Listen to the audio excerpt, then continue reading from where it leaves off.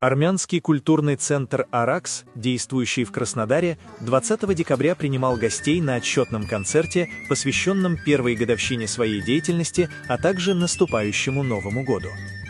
Центр, созданный при общественной организации «Братья-армяне», начал свою работу всего с 3 учеников. Сегодня «Аракс» организует досуг и обеспечивает знаниями более 60 воспитанников. Проводятся занятия по таким направлениям, как армянский язык, история армянского народа, армянские танцы, игра на национальных инструментах, шахматы.